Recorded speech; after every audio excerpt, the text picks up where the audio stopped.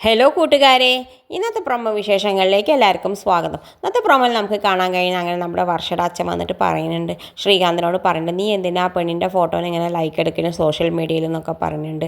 അതിൻ്റെ ബാക്കിലുള്ള കമൻസ് നീ വായിച്ചോ എന്നൊക്കെ പറയുന്നത്. ആ സമയത്ത് ശ്രീകാന്ത് പറയുന്നുണ്ട്, ഞങ്ങൾ തമ്മിൽ ഒരു ബന്ധവുമില്ല, ഇപ്പം ഞങ്ങൾ ആ മോളിൽ വെച്ച് കണ്ടപ്പോൾ ഒന്ന് ജസ്റ്റ് ഒരു ഫോട്ടോ എടുത്തു എന്ന് മാത്രം, ഇല്ല ഇനി ഞാൻ ആവർത്തിക്കില്ല, ഞാൻ ആരോടും അച്ഛനോടൊന്നും പറയണ്ടെന്ന് പറഞ്ഞു. ഇത് കേട്ടുകൊണ്ട് നമ്മുടെ ശങ്കരനാരായണൻ കോണിപ്പടി ഇറങ്ങി വേണ്ട, പക്ഷേ അതൊന്നും കേൾക്കണില്ല.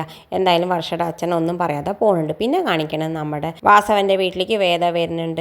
വാസവൻ്റെ മകനെ വരുണിനെ കാണാൻ വേണ്ടിയിട്ട് വരുന്നുണ്ട്. ആ സമയത്ത് വരുണിൻ്റെ അമ്മ ചോദിക്കുന്നുണ്ട്, ഇത് ആരാന്ന് അറിയുമോ എന്ന് ചോദിക്കുന്നുണ്ട്. ആ സമയത്ത് വരുൺ പറയേണ്ടത് അറിയാം, ആരൊന്നും അറിയാം, എന്തിനാ വന്നതെന്നും എനിക്കറിയാമെന്ന് പറയുന്നുണ്ട്.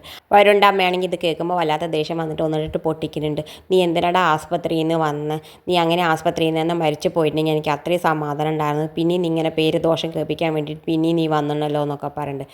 എന്തായാലും അവന് സങ്കടം സഹിക്കാൻ വയ്യാതെ വേദ അങ്ങനെ നിൽക്കുന്നുണ്ട്. ആ സമയത്ത് വേദയുടെ അടുത്തേക്ക് ചെന്നിട്ട് വരുൺ പറയുന്നുണ്ട്, ചേച്ചിക്ക് പറ്റുമെങ്കിൽ ഞങ്ങളെ കല്യാണം നടത്തി തരണം, അല്ലെങ്കിൽ ഞങ്ങൾ എന്താ വെച്ചാൽ ചെയ്തോളൂ, ചേച്ചി പറയണത് ഞങ്ങൾ അനുസരിക്കാമെന്നൊക്കെ പറയുന്നുണ്ട്. ഇപ്പം എൻ്റെ പെരുമാറ്റമൊക്കെ കാണുമ്പോൾ നമ്മളെ വേദയ്ക്ക് മനസ്സിലാക്കുന്നുണ്ട് വാസവൻ്റെ മകൻ വരുൺ ഒരു പാവാണെന്ന് മനസ്സിലാക്കുന്നുണ്ട്.